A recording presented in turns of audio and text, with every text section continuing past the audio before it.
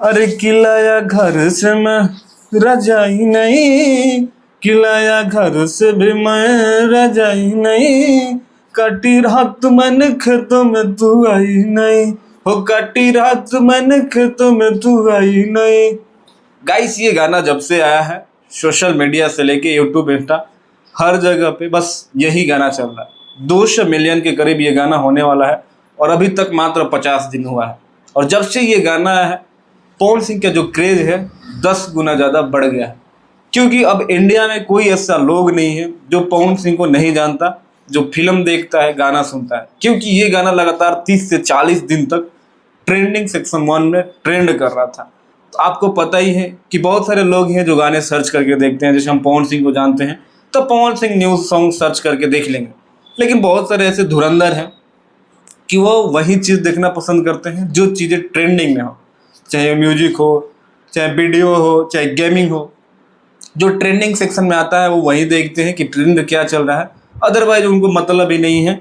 एक अलग लेवल के वो मतलब व्यूअरशिप कहिए, चाहे जो भी कहिए, चाहे उनका खुद का माइंड सेट है।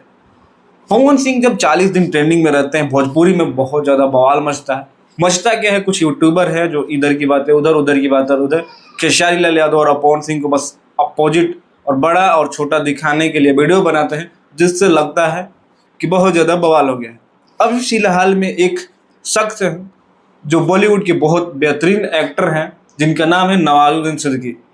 नवाजुद्दीन सिद्दीकी वही एक्टर हैं जो कुछ भी करते हैं तो लाजवाब करते हैं।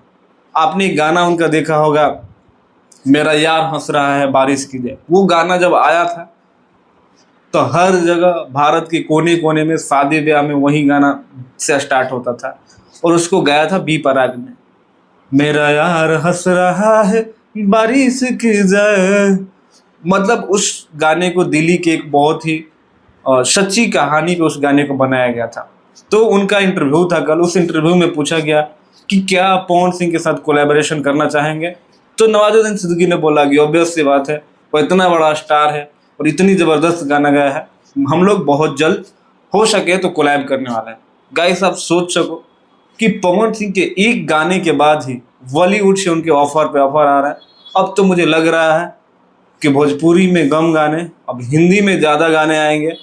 फिल्में भी शायद उन्होंने एक साइन कर दिया है बॉलीवुड की, और गाने भी, तो आपको पता है कि वो बॉलीवुड है, 1-2 महीना में छुटकारा मिलने वाला है नहीं, क्योंकि वहाँ पे प्रॉपर गेटअप पे काम करना होता है, अपने बॉडी पे काम करना होता है। अगर डायरेक्टर बोलेगा कि आपको 55 के वेट करना है तो करना है, उसमें कोई समझौता नहीं है। यानी एक स्त्री 2 के गाने से पवन सिंह ग्लोबल स्टार बन गए हैं और हर जगह पे इनका चर्चा हो रहा है, चाहे कितना भी बड़ा डायरेक्टर हो, एक्टर हो, सब लोग बस यही कह रहे हैं कि भाई पावर स्टार तो है, जलवा है। और इस चीज़ का जिक्र शुभंकर मिश्रा के शो में भी हुआ था। गाइस वीडियो में बस इतना ही, मिलते हैं अगले वीडियो में, तब तक अपने भाई को दो इजाजत। नमस्कार।